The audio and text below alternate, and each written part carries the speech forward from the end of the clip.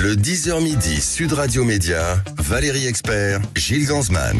Et bonjour à toutes et à tous, heureuse de vous retrouver pour ces 2 heures d'infos. Bonjour Gilles Gansman. Bonjour Valérie. Ah là, c'est une émission pour vous aujourd'hui. Ouais. C'est pour les geeks.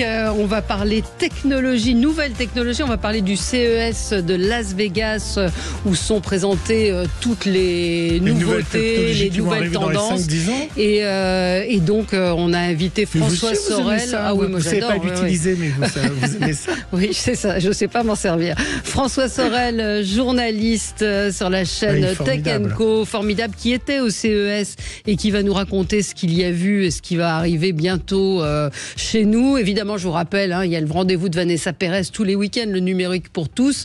C'est de 14h30, c'est à 14h30 le dimanche. Évidemment, là aussi, vous avez toutes les dernières informations hyper pointues sur le numérique. Mais c'est vrai que François Sorel rentre de Las Vegas.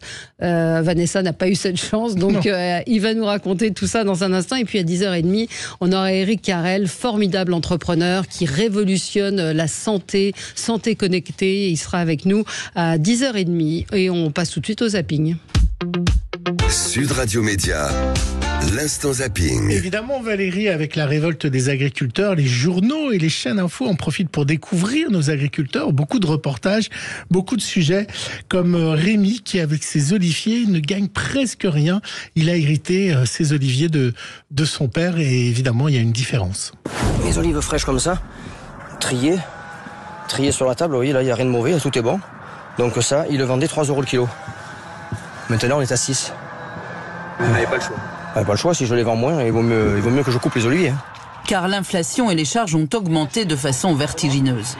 30, 40, je vous fais un petit prix, vous dites à personne.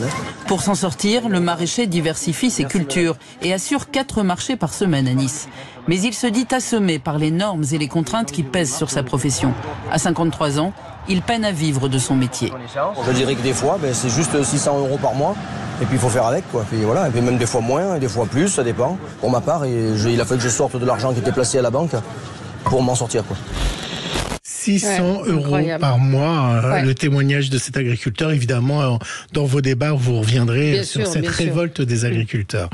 Un mouvement qui a été endeuillé d'ailleurs par 2 morts, auxquels des débutés qui viennent d'augmenter un peu leur argent de poche. Oui, on va en parler aussi. Ces députés qui ont augmenté leur vous imaginez réserve de 300 € alors que lui, il gagne 600 €, l'agriculteur d'olives qu'on vient d'entendre qui habite Nice.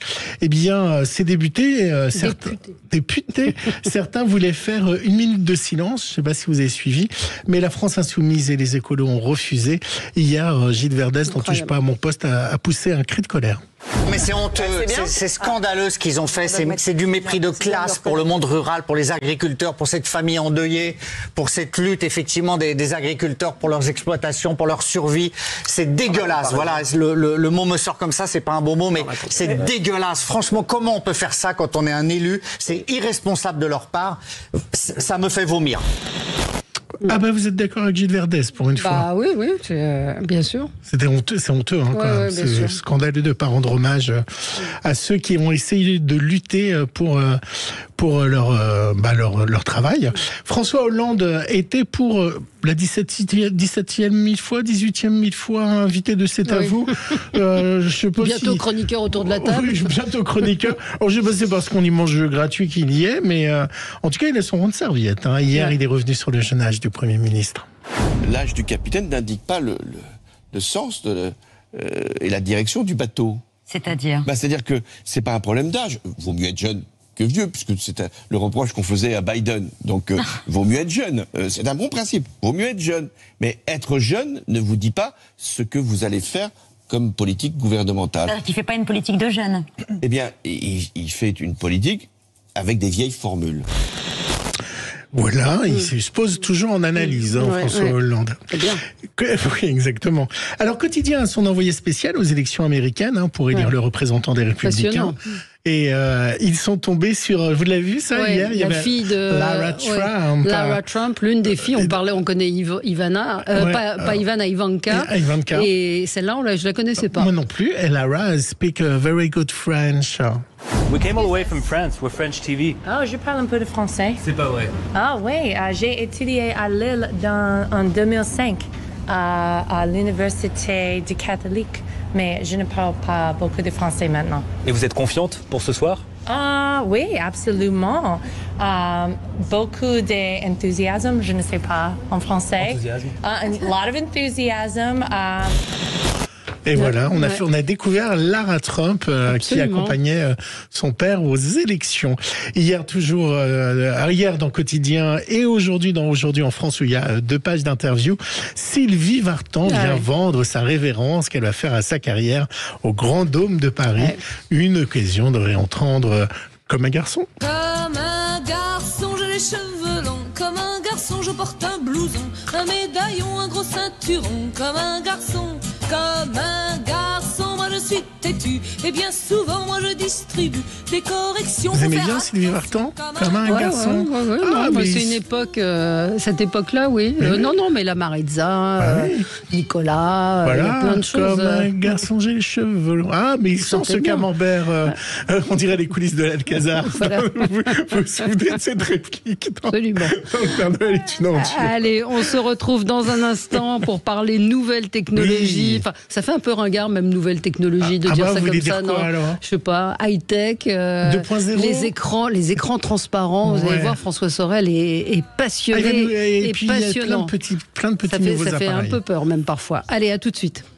Sud Radio. Parlons vrai. Parlons vrai. Vrai Sud Radio. Parlons vrai. Sud Radio Média.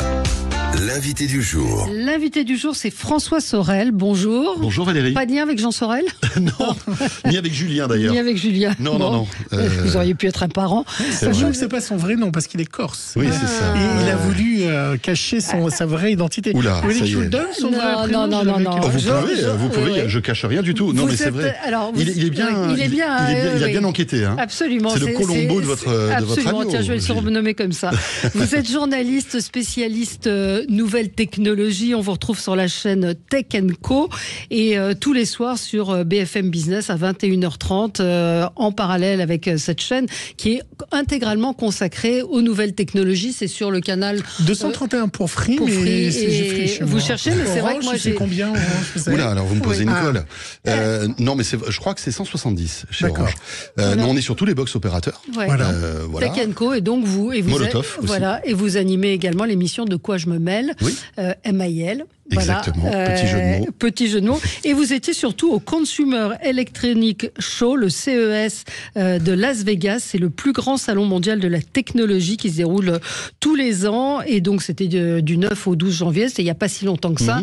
Et comme on est passionné avec Gilles, on avait envie de vous avoir ce matin pour que vous nous racontiez un petit peu ce que vous avez vu, quelles sont les tendances. Et puis, cette aventure, parce que vous aviez un énorme stand. Pour une chaîne française. C'est vrai qu'on a délocalisé notre plateau de notre quotidienne au CES de Las Vegas, ce qui est quand même un petit exploit. Hein. Alors, on n'est pas les premiers à le faire, on ne sera pas les derniers, mais on était une dizaine à partir là-bas. Toute l'équipe technique, les journalistes. En fait, pour nous, c'est un peu notre Coupe du Monde, on va dire, de la tech. Donc, il faut vraiment pas rater ce rendez-vous parce que c'est un carrefour d'audience aussi pour nous énorme. Pendant le CES de Las Vegas, les courbes d'audience de toute la plateforme Tech & Co et de BFM Business explosent. Donc, voilà, on met les moyens. On était partenaire média du CES de Las Vegas cette année, donc c'est plutôt aussi une reconnaissance. Voilà. Et on avait donc notre plateau télé à côté de la French Tech parce que en fait ce salon est immense. Il faut savoir, Valérie, que ce truc-là, c'est 150 000 visiteurs, des milliers de stands qui sont dans plusieurs endroits. Parties, c'est ça. Voilà, il y a plusieurs endroits de Las Vegas qui sont consacrés à ce salon. Il y a le Convention Center, il y a le sous-sol du Venetian, qui est l'hôtel, vous savez, avec la fausse Venise et la gondole, etc., où il y avait beaucoup de stands. Donc on était là et voilà, donc on était en quasi direct parce qu'avec le décalage horaire, moi je suis le soir à 20h, il y a 9 heures de décalage, on enregistrait l'émission à 9h du matin, on avait 1 heure de léger différé pour pouvoir diffuser l'émission le soir. Et le soir, vous aviez joué votre salaire au casino de Las Vegas? Non, vous avez été joué ou pas? Ça fait 2 fois que vous rentrez dans ma vie privée. Entre mon vrai nom et mes vices, on va dire. Voilà. Non, j'essaie. De toute façon, tout ce qui se passe à Vegas reste à Vegas. Reste à Vegas. Connu, donc je alors, vais pas raconter les ça. tendances, c'est quoi les tendances? Qu'est-ce qui va se passer? Qu'est-ce qu'on va voir arriver? Parce qu'il y a aussi beaucoup de prototypes. Oui, il y a bien beaucoup on avait vu les robots il y a quelques années. Ça s'est pas beaucoup développé, si? Alors, il y a toujours des robots. En fait, c'est vraiment un peu la photographie de ce qui va arriver un peu dans la tech dans l'année, et voire même dans les années qui viennent, parce que le CES, parfois on voit des produits qui sont loin d'être finis, hein. Imaginez votre smartphone complètement démonté, il y a un gars qui vous dit bah voilà, dans 2-3 ans ça sera votre futur smartphone, donc il faut vraiment aussi se projeter. Il y a beaucoup de startups aussi, il y a beaucoup de startups françaises qui ont fait des déplacements, hein, 150 startups françaises qui sont allées là-bas, parce que ça permet aussi à tout l'écosystème tech français de, comment dirais-je, de montrer ce qu'on sait faire aux États-Unis, parce que c'est avant tout un salon américain, le CES, qui a une portée mondiale. Mais c'est intéressant aussi pour ces boîtes françaises de rayonner là-bas. Alors on a vu de la robotique quand même. Il y a une boîte qui s'appelle Enchanted Tools et qui fait un joli robot tout mignon. Je vous invite d'ailleurs à les recevoir parce que son patron Jérôme Monceau est passionnant. Ils ont mis en place un robot qui ressemble un peu à un manga, avec une tête de manga, avec des petites oreilles, et qui en fait se déplace sur une espèce de boule. Vous voyez, au lieu d'avoir des pattes ou des jambes, il y a une boule, et il roule en avançant, reculant, en allant sur les côtés. Et on se dit, bon, ça sert à quoi? On commence à avoir des expérimentations dans les hôpitaux.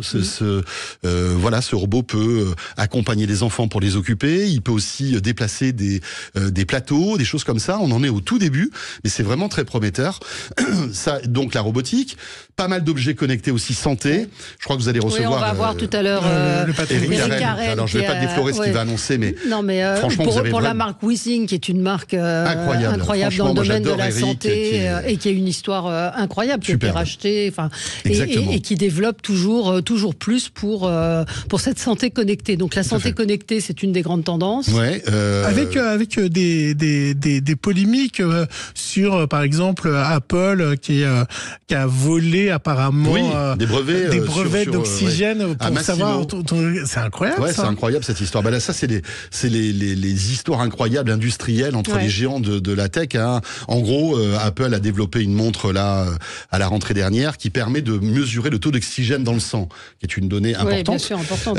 Et le problème, c'est que Massimo, qui est une boîte qui est spécialisée dans la santé connectée, qui n'a rien à voir avec Apple, a dit un jour à Apple, mais attendez, là, vous avez piqué mon brevet que vous avez mis dans votre montre, il va falloir payer.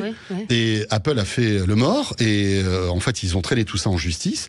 Et en fait, la sentence pour Apple, ça a été l'obligation de retirer ses montres du marché américain. C'est fou quand même. Hein. Ah ouais, c'est incroyable. Relever l'Apple Watch, c'est incroyable. Il y a un vrai on peut pas imaginer les enjeux, mais c'est des enjeux de plusieurs milliards à chaque fois. C'est fou. Alors, qu'est-ce qui vous a bluffé dans ce que vous avez vu? Alors, il y a pas mal de choses sur l'intelligence artificielle. Alors, j'imagine que vous en parlez un peu de temps en temps. Moi, tous les soirs, c'est mon dada. Tous les soirs, on évoque l'intelligence artificielle, et notamment l'intelligence artificielle générative qu'on met en place, enfin qu'on a découverte avec ChatGPT, et on voit que cette IA arrive un peu partout, dans les robots notamment. Imaginez avoir un robot demain avec lequel vous pouvez avoir une discussion. Et ben ça va arriver, et c'est incroyable. Imaginez pour les personnes qui sont seules, pour les personnes âgées. Enfin voilà, il y a plein d'applications. L'intelligence artificielle rentre un petit peu partout. Exactement. Aujourd'hui, dans toutes les applications. Il y a un petit objet aussi qui est assez amusant, qui a été dont tout le monde parlait au CES, mais qui n'a pas été présenté au CES. C'est assez amusant.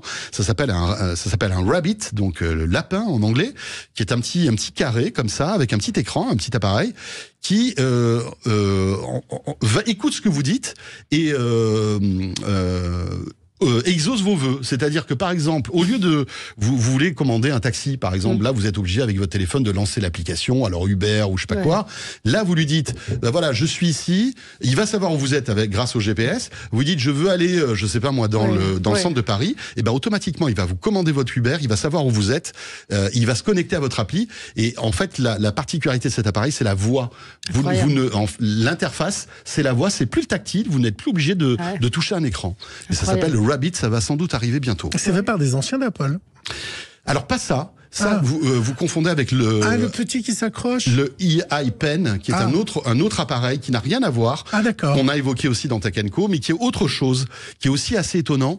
Là, c'est une espèce de pins que vous accrochez en fait à votre chemise et qui vous projette des informations sur votre bras, sur votre main. Et donc vous tenez votre main, il vous projette des informations sur votre main. Et le portable est dans votre main. Ouais, voilà. Ils veulent comprends. remplacer le smartphone. Je suis pas sûr que ça arrive tout de suite. Ça prend du temps. Plus concret, les téléviseurs aussi. Il y a énormément de progrès. Alors. Évidemment, les télés pliables, roulables. Alors ça existe depuis pas mal de temps déjà. Ce que Samsung et LG. Pardon. Non. J'ai voulu faire ma maline. Mais vous savez que si vous avez 50 000 € à dépenser, Valérie, vous pouvez vous acheter chez LG une télé incroyable. C'est en fait une espèce de meuble. Et quand vous appuyez sur le bouton on de votre télécommande, vous avez la télé qui sort comme ça. Ça existait déjà, pardon de vous renvoyer la politesse. Non, mais ce que je vous dis, c'est que ça, oui, parce que vous disiez les télés pliables, ça existe, oui, c'est déjà dans le commerce, mais ça coûte 50 000 €. C'est vraiment, il y en a peut-être 3 ou 4 en France, en fait, de ce truc-là. Mais la nouveauté du CES, c'est des télés transparentes. Alors, c'est LG et Samsung qui a présenté ça. Je vous le dis tout de suite, je sais pas à quoi ça sert. Parce que c'est très beau, c'est très waouh. Il y avait durant le salon, des immenses stands avec ces vitres qui s'animent. Parce que imaginez, vous avez une vitre en fait. Je me suis demandé à quoi ça ressemblait. Imaginez, vous avez une vitre là dans votre studio. Vous appuyez sur un bouton et puis d'un coup, vous avez une chaîne de télé qui apparaît. Alors c'est sympa. C'est très spectaculaire, mais dans l'absolu, on voit pas les usages qu'on pourrait avoir avec ce type de produit. Mais est-ce qu'on voit vraiment bien ? Parce qu'il y a le fond derrière. On voit bien, mais si effectivement vous avez la lumière de l'autre côté, vous perdez en contraste. Et en fait, quand on discute avec Samsung et LG, ils disent que les premiers usages seront pour les magasins. On peut imaginer une vitrine avec d'immenses affichages pour appâter le chaland, comme on dit. J'ai vu hier, je vous ai regardé, vous parliez des lunettes, de ces nouvelles lunettes. Les Vision Pro d'Apple. Voilà, Ça aussi, c'est incroyable. Ça aussi, ça fait partie des choses. Alors là, franchement, s'il y a un truc à retenir et à suivre pour l'année 2024, c'est en fait ce nouveau produit d'Apple qui s'appelle le Vision Pro. Apple. Ça n'a jamais marché, les lunettes. Attendez. Il y en a eu plein. Ok, mais là, c'est Apple qui s'y lance quand même. C'est pas. Google, c'était pas non plus. mais Google, les Google, ça n'a jamais marché. Oui, mais c'était sorti il y a 10 ans. La technologie n'était pas au point comme aujourd'hui. Et moi, ce que je trouve intéressant dans cette aventure, parce que Apple lance une nouvelle gamme de produits. C'est ça qui est incroyable. Ils dépensent des milliards dans un masque que vous chaussez sur votre tête et qui vous permet de voir ce que vous voyez, mais avec en projection. On parlait tout à l'heure de l'écran transparent. Imaginez que vous avez ce masque sur votre tête. Je vous vois très bien, mais en même temps, je vais avoir en surimpression, avec une qualité incroyable, des informations supplémentaires. Et je peux vous faire disparaître comme ça, d'un coup de baguette magique, et par exemple me retrouver en pleine séance Netflix, ou par exemple en plein Google Maps, ou dans Google Earth. En fait, me retrouver dans des univers que je vais choisir.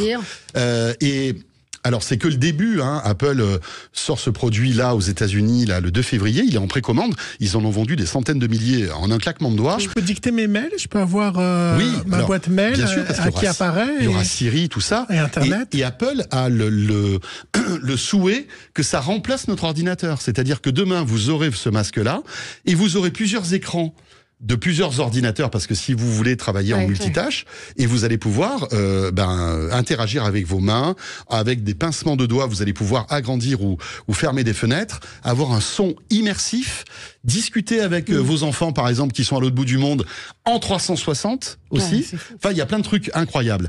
Maintenant, sur le papier, c'est formidable, 3 500 $ le masque, donc c'est pas donné à tout le monde. Mais ce qu'il y a d'intéressant derrière, c'est que c'est un marathon que lance Apple, qui va durer 5 ans, 10 ans. Leur objectif, c'est d'arriver petit à petit, de génération en génération, à réduire ce truc-là pour que demain, ce soit une paire de lunettes qu'on pourrait chausser, qui pourrait être le futur smartphone. Parce que tous les industriels de la technologie cherchent à remplacer le smartphone. On est arrivé en fait à une espèce de plafond de verre. Alors il y a le pliant, il y a les smartphones pliants qui sont pas mal, mais on pense déjà à l'avenir et pourquoi pas la paire de lunettes. Ça veut dire que les écrans sont aussi sont en voie de disparition, les écrans télé. On regardera plus jamais la télé. C'est ce qu'on disait. C'est ce qu'on disait avant le Covid. Sauf que le Covid est arrivé, le marché de la télé a explosé. Et finalement, aujourd'hui, quoi de plus sympa qu'avoir une télé dans son salon pour regarder soit les infos, soit pour se regarder un programme en famille. C'est vrai parce qu'il y a un côté très, très déshumanisant quand même dans tout ça, dans tout ce que vous annoncez. Je suis pas sûr. Non. Je suis pas persuadé. Franchement, c'est ce que je me disais au début, mais je pense aussi que la technologie est là pour rassembler les gens. Regardez, on parlait de ce robot, finalement. Si ce robot peut éviter la solitude à des personnes qui... mais c'est pas une vraie... C'est faux. C'est un ami qui n'existe pas. Mais aujourd'hui, est-ce que vous avez essayé le ChatGPT ou pas? Oui.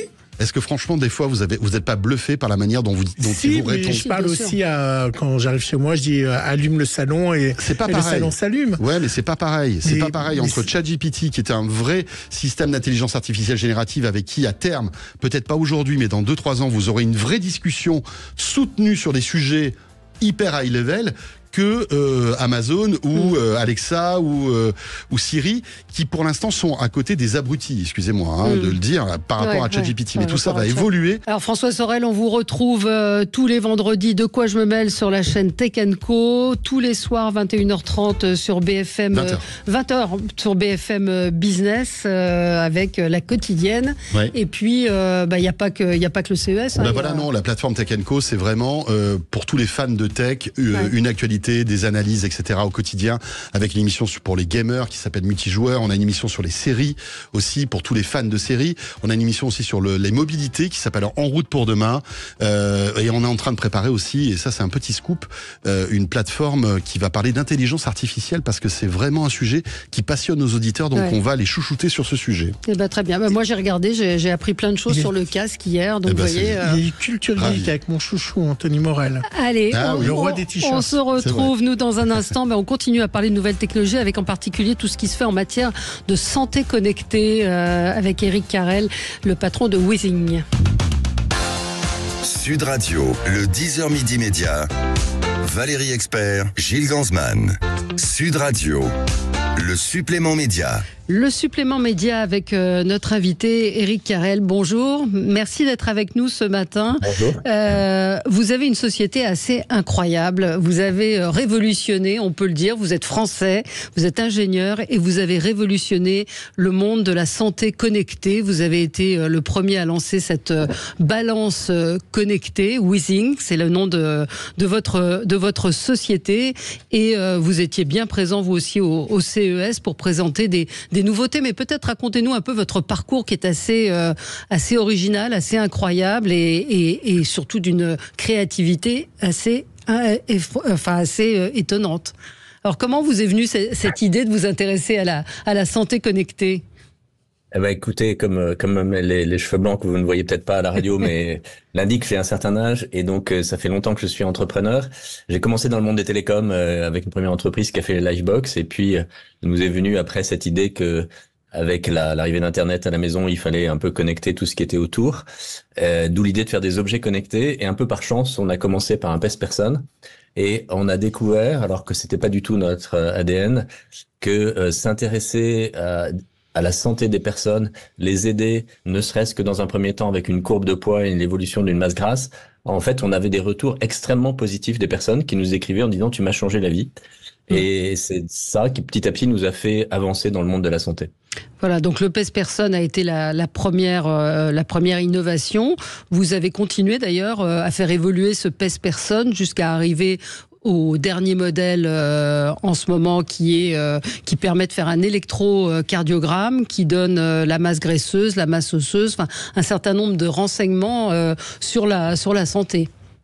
Alors oui, c'est ça qui est intéressant dans le parcours et qui nous passionne, c'est que en fait on s'est aperçu qu'en mettant en place des objets simples qui rentraient dans notre quotidien, comme monter sur un pèse-personne, on pouvait aller chercher de la mesure de qualité clinique de plus en plus profonde, et parce qu'elle était ce qu'on appelle dans le langage médical longitudinale, c'est-à-dire sur des très grandes durées, on avait accès à une évolution de la santé qui était probablement plus profonde que ce que permettent aujourd'hui les systèmes médicaux très avancés, qui supposent, eux, qu'on aille dans un laboratoire ou faire une analyse un peu spécifique. Et donc, il y avait là quelque chose à faire de très important parce que l'explosion des maladies chroniques fait que les personnes doivent être suivies dans leur vie quotidienne. Il suffit pas, quand on a une maladie chronique, de dire je vais voir mon médecin 10 minutes tous les 6 mois. C'est pas ça qui va m'aider au quotidien. Et donc, comment on rejoint les personnes dans leur vie quotidienne? Et c'est là qu'on s'est aperçu que finalement, presque sans le faire exprès, on apportait quelque chose de très précis avec ce suivi. Et ce suivi qui, encore une fois, aujourd'hui, donc quand on monte sur un best person, on a des informations cardiovasculaires sur la rigidité des artères. On a, comme vous le disiez, l'électrocardiogramme. On a aussi maintenant une mesure du système nerveux autonome, c'est-à-dire, vous savez, il y a beaucoup de diabétiques qui développent ce qu'on appelle des pieds diabétiques, c'est-à-dire une insensibilité du pied qui peut aller jusqu'à des amputations. Et on arrive à mesurer ça, voilà. Et vous avez également une montre par rapport, évidemment, à l'apnée du sommeil et des cycles du sommeil, toujours dans le même esprit. Comment faire que votre balance ou les différentes choses dont vous avez parlé au CES, ne soient pris pour des gadgets? Comment être sûr que on dise pas oui, enfin c'est des mesures, ouais, c'est gadgets, c'est pour rigoler. Parce que c'est rigoureux, c'est ça. Voilà, comment faire passer dans le grand public que cette balance ou les montres Withing sont des outils de mesure précises? Alors aujourd'hui, presque tous nos objets sont des objets qui passent ce qu'on appelle une qualification médicale. C'est-à-dire que pour les vendre en Europe, on passe un certain nombre d'aspects réglementaires et on le présente à ce qu'on appelle un notify body qui va vérifier un peu la validité de tout ce qu'on dit. Et ça en fait un produit médical. C'est pareil aux États-Unis où la FDA nous impose de passer un certain nombre de tests. Donc aujourd'hui, on ne vend que des produits médicaux.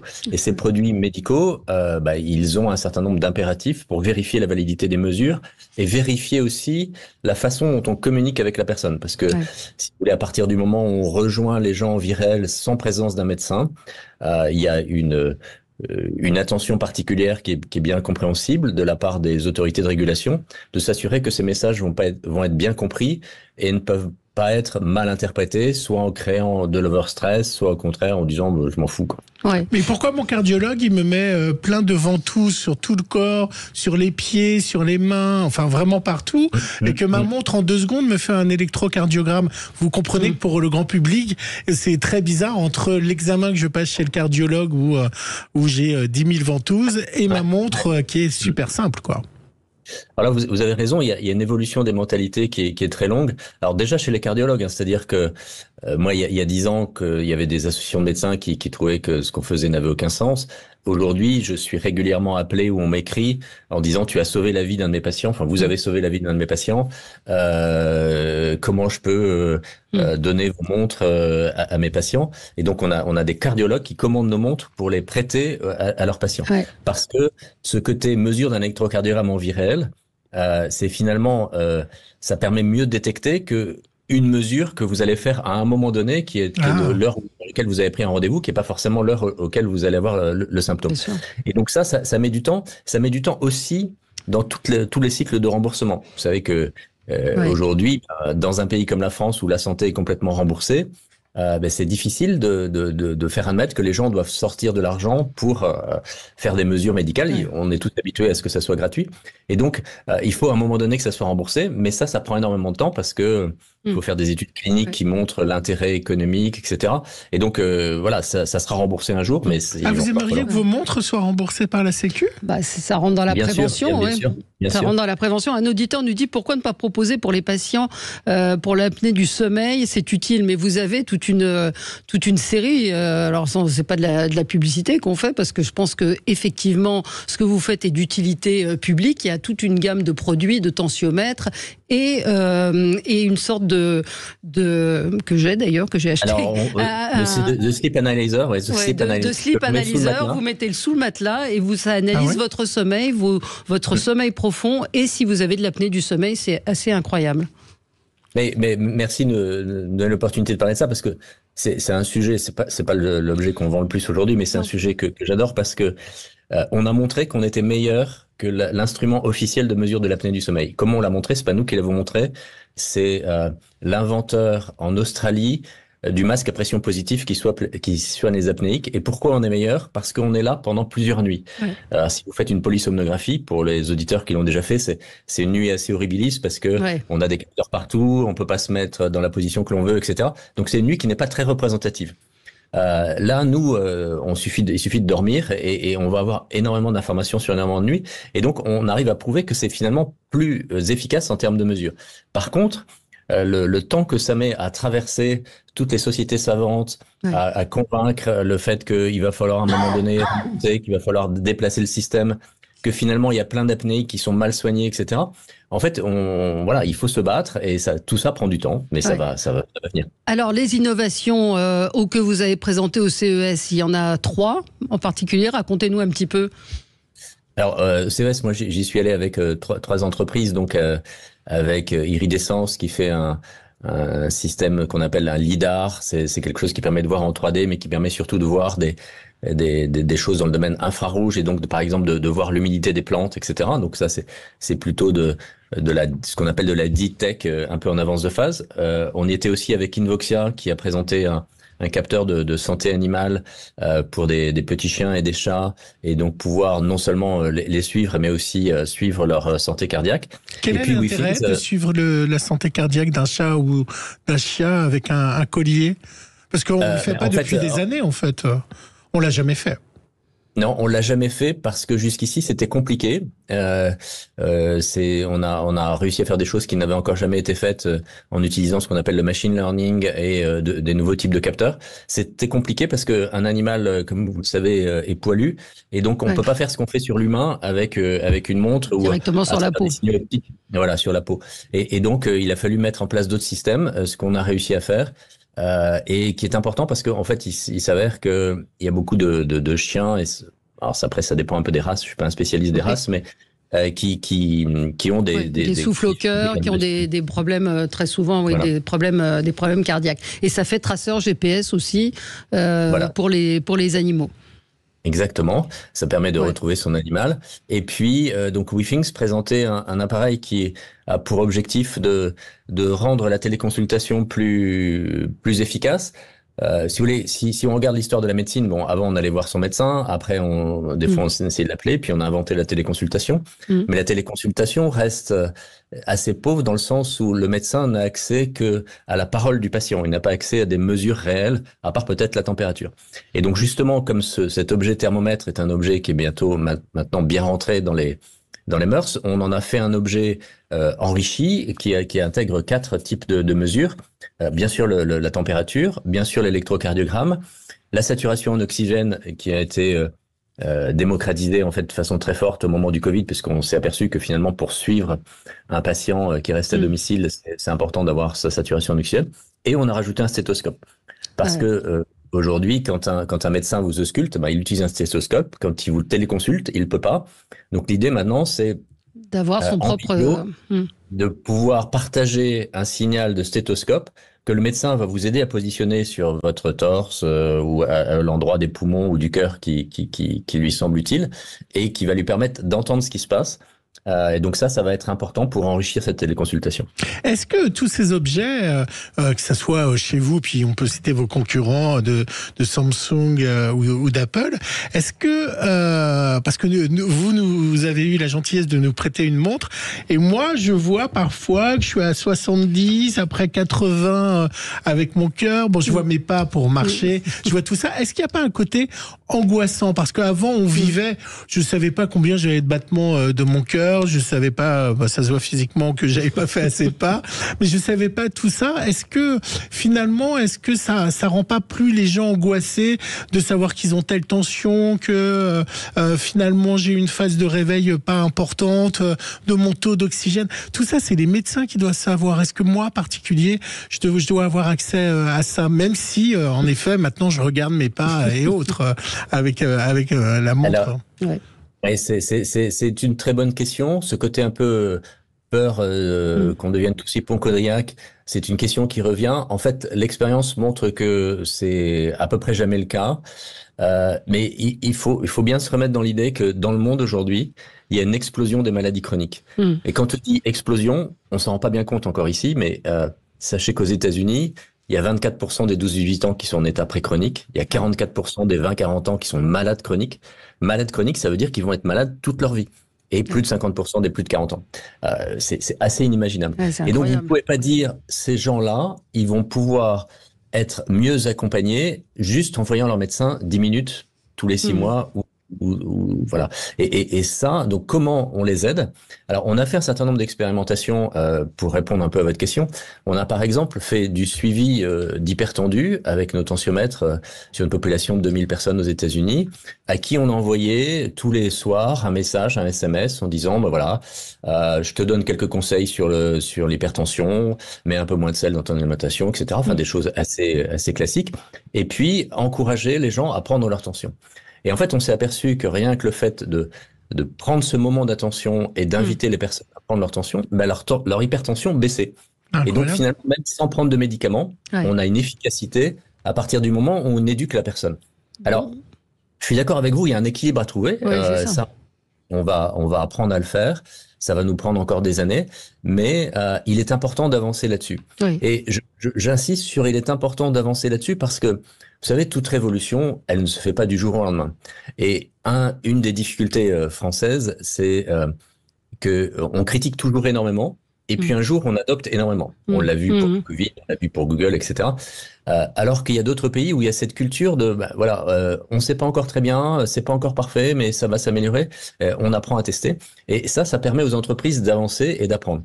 Et là, moi, je pense que cette culture de l'apprentissage, cette culture de comment on accompagne mieux un patient à distance, il faut qu'on l'apprenne tous ensemble.